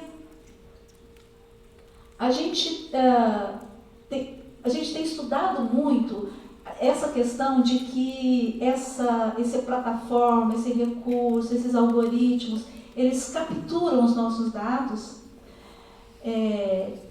E esses estudos, Caio, me parecem mais no nível de uma subjetividade separada da objetividade do que nesse sentido que você está colocando, do uso da inteligência artificial fazer parte dessas cadeias produtivas de valor. Então, a preocupação tem sido muito mais assim, estão manipulando os nossos dados, eu estou perdendo a minha privacidade.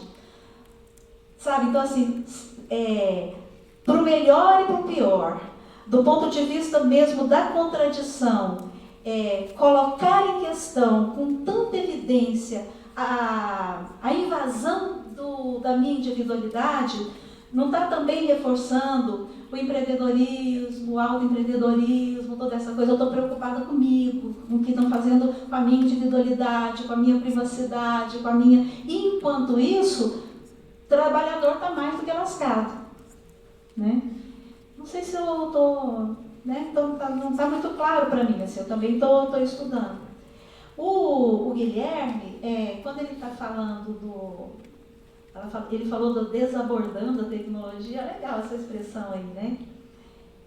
E voltando ao tradicionalismo através dos livros, é tanta coisa aqui, Guilherme, assim. Primeiro que eu não compreendo que livro é tradicionalismo, porque quando você falou tradicionalismo, me veio mais a ideia assim, você está associando o livro a uma educação conservadora, a uma cultura conservadora. Não exatamente. E aí opondo livro à tecnologia digital. Então, o livro representa algo tradicional e a tecnologia representa o moderno, o que supera aquilo, o que supera a tradição, né? Então, talvez valha a pena a gente pensar um pouco nessa perspectiva.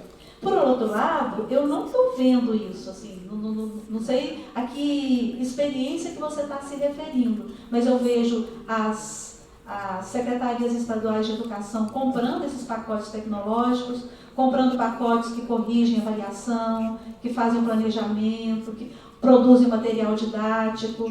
Então, não tenho visto muito isso. Não sei se você está se referindo à proibição do uso do celular. Cara, proibição do uso do celular, né? Parece assim, olha só, uma preocupação com os jovens nós que estamos ficando adictos, né? A gente está ficando dependente dessa tecnologia, a gente usa muito, atrapalha a gente prestar atenção na aula, atrapalha a gente viver a vida, atrapalha a gente se relacionar com as pessoas. Então, é uma preocupação com a educação das nossas crianças e dos nossos jovens.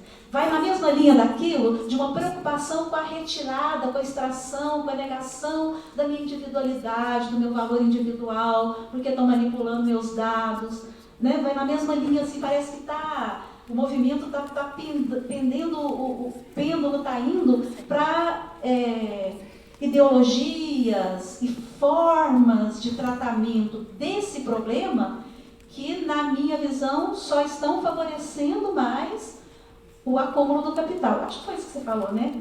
Essa coisa de estar fortalecendo essas cadeias produtivas globais aí de acúmulo de valor, né? Então, proíbe o uso do celular na escola. O que representa proibir o uso do celular na escola? Bom, primeiro que vai proibir menos nas escolas privadas, a proibição vai ser mais sutil, o pessoal é mais bem educado, né? Não vai ser tão agressivo, tão grosseiro e nada disso, né? E vai dar os seus jeitinhos aí. Então, é da escola pública. É da escola pública, do estudante pobre, que tem um celular, pouco provável que ele tenha um pacote de dados, então ele usa os pacotes de dados péssimos da escola, mas é o que ele usa, né? E é isso. Então, quer dizer, quem já é privado de acessar todos esses aparatos está sendo mais privado ainda na escola e ainda com o argumento que está fazendo isso para o bem deles, para o bem dos estudantes, né? Então, tem um movimento muito confuso, assim, me confunde mesmo, né? Por isso, né, Ariane, que não é o caso da gente nem ser contra nem a favor, assim, se a gente pensa a tecnologia como produto, né, da ação humana, e ao mesmo tempo como produzida, né, como produtora da ação humana, né, ela compõe esse processo básico humano de produzir e reproduzir a sua sobrevivência. Então não se trata de negar, né? Se trata mesmo da gente compreender, porque já diziam aí que a gente não transforma o que a gente não compreende, né? Então a gente precisa compreender. Acho que eu estou longe de responder, Caio, mas foi ótima a sua pergunta. Vamos seguir aqui. Responder não, né? Você pediu para a gente conversar aqui a respeito. Tem mais questão?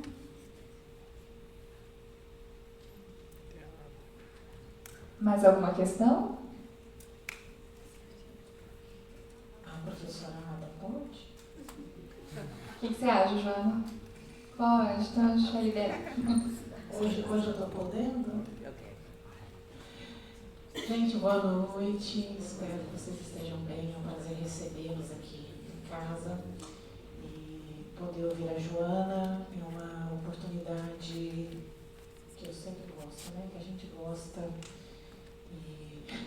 E a gente sempre faz muitos enfrentamentos, né? Quem está em grupo de pesquisa sabe que isso é divertido, é interessante, é salutar e é necessário. Então, pegando toda a sua discussão, Joane, você é uma pessoa que tem uma filha da escola pública, né? Uma goiana.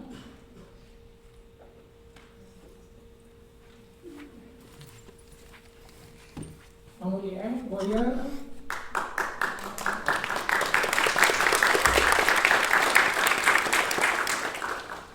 que é uma das... Eu fico emocionada porque eu compartilho da história dela e isso para mim é muito bonito, né? Ter a oportunidade de conviver com pessoas legais. E que bom que a nossa área tem muita pessoa legal e que a gente tem parceiros assim. Que no mundo de hoje está cada vez mais difícil, de passagem.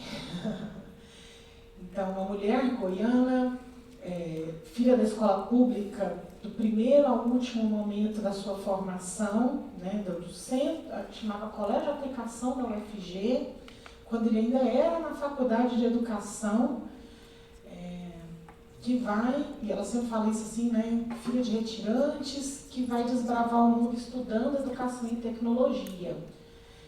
E aí, quando você faz todas essas relações, estava eu e as meninas ali no cantinho esperando a Alexia chegar, né?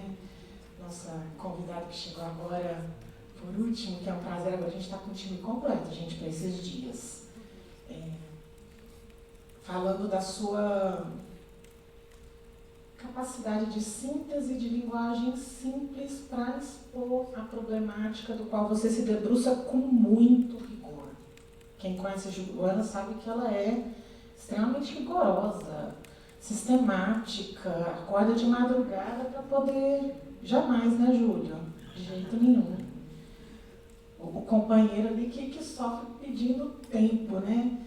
E aí eu queria que você, e você além de tudo, provoca essa formação cultural mais ampla. E a gente vive se debruçando aí, né, sobre o seu lado artístico. Então, eu queria te provocar, Joana, para fazer uma síntese dessa sua trajetória, que não é uma trajetória simples. Para quem começa a estudar isso, este objeto, quando ele está começando aqui no país, né, do Formar 3. Eu sei que é um pedido Nada, Cadió. E aí você se vira nos 30, porque é o que tem para hoje. A temática do evento é trabalho, formação, falava com a Ana Lara. Eu falei assim, ela relutou para ser a abertura da mesa, porque ela falava assim, mas os... Eu falei, Joana, é você, é o evento do Cadió, você é a referência, se a gente faz levantamento como Daniela, Kátia, Johnny fizeram aí nas produções da Amped, na área de educação e tecnologia, ela é a pessoa que é mais citada, estudada, junto com outros pesquisadores, mas no campo pedagógico, né? E eu queria que você pudesse, talvez sendo a última fala, fechar com esse olhar, porque eu acho que ele nos ajuda a avançar ainda mais do que você já trouxe, né? Que é pensar essa relação de trabalho, formação e inovação, colocando isso efetivamente em questão. Acho que a sua trajetória, é o nosso livro 2, né, a nossa pesquisa 2, nos ajuda a entender mais do nosso objeto.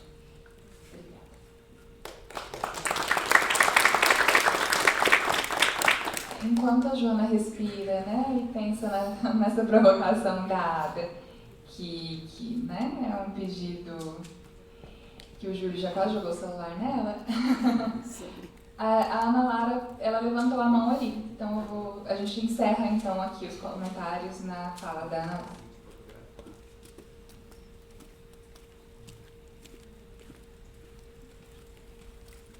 Aqui, Bom, Joana, muito obrigada. Eu estava com muita expectativa. Mais um pouquinho. Aí. Com muita expectativa para ouvi-la e ela foi plenamente atingida. É sempre bom ouvir as suas reflexões, né, o produto, né, o reflexo de todo esse tempo de estudo que você tem. E aproveitando, então, o ensejo, né, do tema e tendo em vista os estudos que eu tenho feito relacionados ao novo ensino médio, a essa política de modernização do ensino médio que vem via medida provisória com Michel Temer, numa situação absolutamente estranha, né? De urgência na reforma da educação dessas juventudes brasileiras.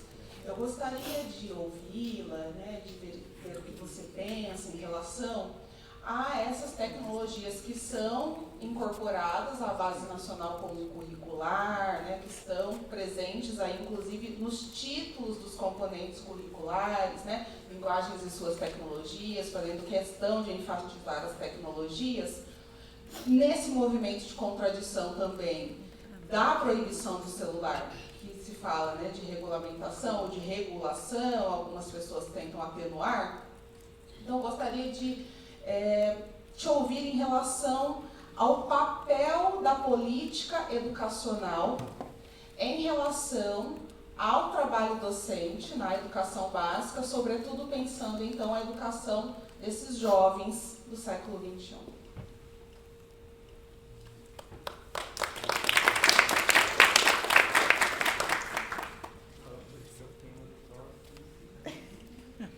Dá um seminário inteirinho. Não quero brincar mais disso, não. Ai, ai. A gente era pequenininha e fala assim não é Edival, né? Assim não é Edival. Mas vamos lá. É claro que eu vou começar pela questão da Ana Lara, né? Fica mais tranquilo aqui.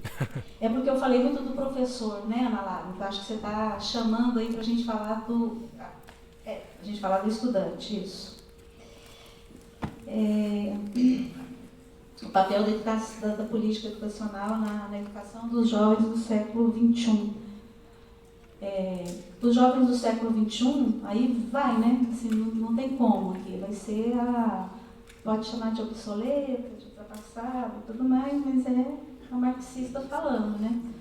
O jovem do século XXI é um jovem que está vivendo numa etapa de reconfiguração de capital, de crises sucessivas do capital, né? E isso significa que uma determinada classe ela é manipulada, expropriada, marginalizada, que é a classe trabalhadora, com muita sofisticação, né?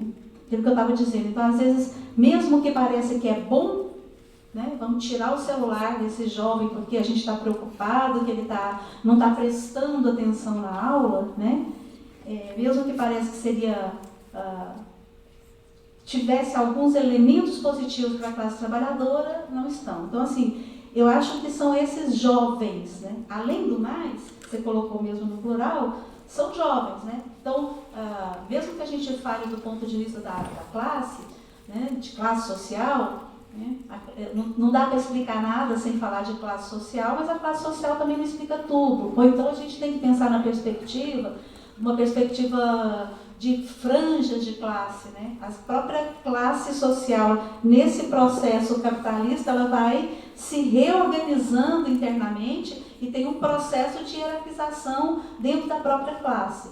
Tem um processo de colocação desses sujeitos no modo de produção, né? Então, a gente fala assim, o jovem que vive num quilombo, o jovem que vive lá no Amazonas, nas populações ribeirinhas, o jovem que mora na cidade onde a Natália trabalha, que é Trindade, que é uma grande Goiânia, vamos dizer assim. O jovem que trabalha, que vive numa escola rural. Então, nós temos várias expressões desses jovens, mas, de toda forma, a política educacional, o que predomina na política educacional, não é o interesse desses jovens, não é o interesse desse arranjo de classes, né, vamos dizer assim, de categorias ou de grupos que compõem a classe trabalhadora. O interesse, por quê? Né? Porque o interesse não é a apropriação do conhecimento. Se a gente vê a proliferação dessas avaliações em grande escala, né, da implantação desses sistemas aí de controle do processo educacional, quem trabalha na educação básica pública ou quem conhece, né, professores da educação básica pública sabe do que eu estou falando, né? O professor, ele não planeja, ele preenche um formulário que ele vai clicando lá, né? O professor não prepara o material didático, o material didático chega pronto. Agora, o último é que o professor não avalia, né? Tem o software que faz a avaliação. Então, o trabalho do professor é todo controlado por essas mediações tecnológicas aí, né? Então, o que acontece nesse processo educacional como consequência dessa política educacional? É um processo difícil até chamar de educação, né? É um processo de enganação, sei lá. Não sei como é que a gente chamaria isso, porque... Oi? De deseducação, né? Assim, porque, veja bem, a gente se apropria do conhecimento se relacionando com esse conhecimento. O professor é aquele que organiza a vida da escola, organiza do ponto de vista da ordem na qual ele apresenta os conteúdos, o que ele pretende colocar, dos recursos que ele utiliza, para favorecer esse processo de relação do estudante com o conhecimento. O professor, dentro dessa política educacional, não está fazendo nada disso. Ou está muito privado disso. Desculpa, não estou querendo ofender ninguém, não. Mas eu vejo que o professor responsável está preocupado, não está satisfeito com essa situação, porque ele reconhece essa situação aí.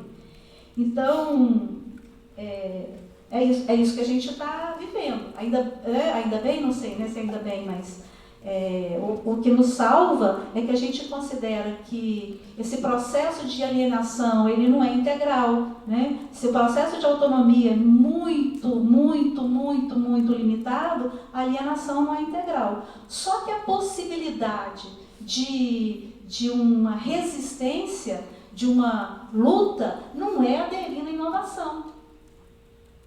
Não é aderindo à inovação tecnológica como meio de transformação pedagógica, né? É pensando no processo de formação humana, que vai escapulir disso aí. É sabendo que o trabalho pedagógico é um trabalho político, que demanda uma... Aí eu volto para o professor, porque eu estudo muito professor, então eu fico voltando para o professor aqui, né? Então, tem possibilidade, porque também é uma coisa que me interpela sempre, né? Mesmo nas condições que a gente vive, a gente ainda consegue realizar um processo formativo com os nossos estudantes quantos estudantes a gente consegue realizar esse tipo de trabalho, né? No ensino médio, na educação básica, na graduação. Então, vai na contra, né? Na contra-hegemonia, né? Um dia você estava falando, vai na força do ódio, mas vai, né? E aí consegue, a gente vê indícios, impulsos, mas tudo isso é engolido, né? Para essas... Nós não estamos vivendo um momento bom, não, gente. Assim, eu não tenho nenhuma vontade de fazer de conta que está tudo ok, que passou o risco do fascismo, do autoritarismo, né? Não entendo muito bem, assim, eu leio, vejo a crise do capitalismo, eu sei que tem, mas parece que esse negócio só ganha força, eu nunca vi, né? E a gente sabe que para alterar de fato essa relação aí é uma alteração ou é o fim do capitalismo, uma perspectiva anticapitalista para a gente conseguir de fato mudar, né? Nossa, eu estou querendo a pergunta da Ada passar para os universitários, soltar os universitários aqui, né? Eu fico sempre me perguntando assim, né? Por que eu comecei a estudar educação e tecnologia, ou porque eu comecei, acho que eu sei, mas por que eu continuei investindo nisso, né? Por que eu fui me dedicar a isso, né? Porque a tecnologia, ela é bacana, lá no grupo, por exemplo, no programa de pós-graduação, tem professores excelentes, né? E aí tem gente que é referência na área de educação infantil, gente que é referência na área de educação de jovens e adultos, e o pessoal fala assim, mas você está trabalhando um tema que é da moda, educação de jovens e adultos é só excluído, educação infantil é só excluído, e educação e tecnologia não, é o tema da onda, né? Mas eu penso assim que eu vejo mesmo, né, na tecnologia esse recurso privilegiado, embora a gente fique colocando em questão o tecnocentrismo, né, a tecnologia no modo de produção capitalista tem esse poder muito grande e isso me atraiu para estudar. Parece assim, eu não gosto de coisa fácil, então vou na loucura aí para tentar compreender. E ainda estudar na perspectiva desse método nos coloca numa posição mais delicada ainda, né? Porque aí parece que a gente está estudando um tema moderno com uma abordagem teórico-metodológica antiga, velha, ultrapassada, né? A gente tem possibilidades do pós-moderno, do pós-estruturalismo, do neocolonial, né? Para poder, talvez sejam paradigmas considerados mais apropriados, mais modernos, então mais apropriados para estudar toda essa modernidade. Então, vou falar, né, agora isso aí, essa questão mesmo da tecnologia. Eu acho que fica nessa onda aí, né, de pensar, de assumir um tema que eu percebi, que eu compreendi que tinha esse poder e queria compreender melhor. O que eu não tinha entendido quando eu comecei a me aprofundar nesse tema é que eu teria que considerar diferentes perspectivas, né? Então, no começo, no CADIO, a gente ficava estudando mais as tecnologias no processo educacional, mas quando a gente viu que educação e tecnologia, uma relação pedagógico-didática, né, a tecnologia na mediação de uma relação pedagógico-didática, ela é orientada por uma teoria educacional. Aí isso nos impeliu a estudar teorias educacionais. Essa relação remete às políticas educacionais, nos impeliu a estudar as políticas educacionais. O processo de formação docente, então vai sempre complexificando a abordagem, né, a forma como a gente tem que investir nesse tema. Então, assim, para falar mais simples, eu acho que é isso, assim, descobrir que é um tema importante e talvez, sabe aquela coisa assim, eu vou pegar um tema difícil, porque aí, assim, o que eu conseguir fazer está valendo, né? Se eu já pego uma coisa que está mais simples, então vamos lá, vamos na coisa, né? Mas acho que é também isso, né? Na brincadeirinha aqui. E talvez também porque o próprio grupo, sabe, gente, assim, isso é muito importante mesmo, assim. A forma como o CADJO foi se configurando também foi fortalecendo na gente o desejo, a convicção, a importância, a necessidade de estudar esse tema e de nos configurar da forma que a gente se configura, né? Não vou responder essa pergunta, não, por aqui mesmo. Muito obrigada.